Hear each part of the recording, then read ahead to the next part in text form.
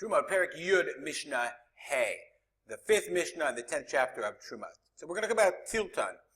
Tiltan, Aravi Chulba, Las fenugreek. So this is what's called fenugreek. Now the thing about fenugreek is, Tam Eitzo Upiryo Shavet. It doesn't really have an eitz. Here's the fenugreek plant. So it has stalks, okay, it has leaves, and then it has seeds. Okay, stalks, leaves, and seeds. And fenugreek in the times of the Mishnah, in the times of Chazal, was used primarily as an herb or a spice. Uses. So actually, if you look it up on the interweb, it'll tell you that it was used as spices and there are recipes for it. But today, it's used as a medicine. It's an herb similar to the clover that's native to medicine region.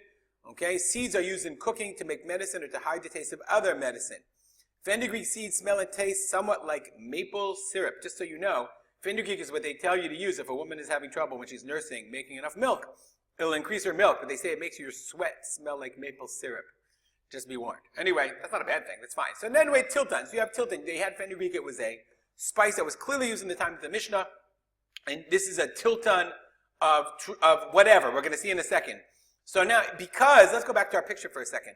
Because the seeds, the seeds were more pungent, obviously, but there was a taste as well to the stalks.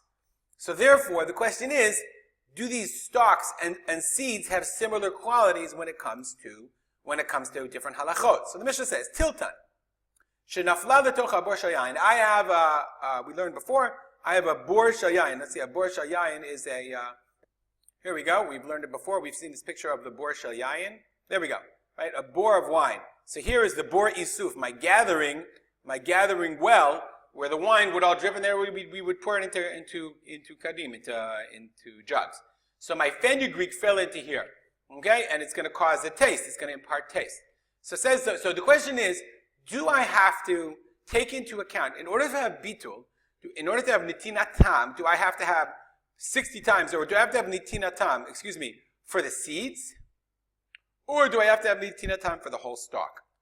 So the answer is, it depends what the halacha we're dealing with is. Says the Mishnah, Tiltan shenafla letoch bor shayayin, if my fenugreek fell into a well of wine, bitruma b'maaser sheni. So the halachot of truma and maaser sheni, im yesh bezera k'dei litain tam, avalo be'etz. So for the halachot of truma and maaser sheni, I only take truma off of the seeds.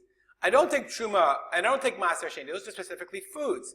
So therefore, those halachot, in order to make the wine not maaser sheni, okay, then I only have to have nitinat tam of vis-a-vis the quantity of nitinat tam for the seeds, but not for the eitz. So therefore, in my well, let's say I taste it, it tastes like fenugreek, then I have to make a calculation. Wait, does it taste like fenugreek because the quantity of seeds that fell in were enough to impart taste? Or because of the quantity of stalks that fell in and leaves that fell in also imparted taste? I don't know how you make that calculation, but that's the calculation you have to make. Okay? Bartuner says clearly why. Because the stalk doesn't have kedusha. Truma, only food does. But b'shvi'it u'b'klai hakerem behegdesh. Let's say I took this fenugreek plant. Where's my plant? Here we go. I took my fenugreek plant and it was a fenugreek of shvi'it. Or it was klai hakerem. The fenugreek grew right next to a grapevine. Or if I made it hegdesh, those things, the qualities apply not only to the seeds, but they also apply to the stalk. So therefore the Mishnah says, Im yesh v'zera u'ba'etz k'dei litain tam, if there was enough quantity of stalk, even without the seeds there wouldn't be enough, but if the stalk adds tam, then the wine takes on the quality of either shvi'it, klai karim, or hegdish. Klai karim, you're in big trouble. You have to get rid of it as well. Since the hegdish belongs to hegdish, you have to redeem it.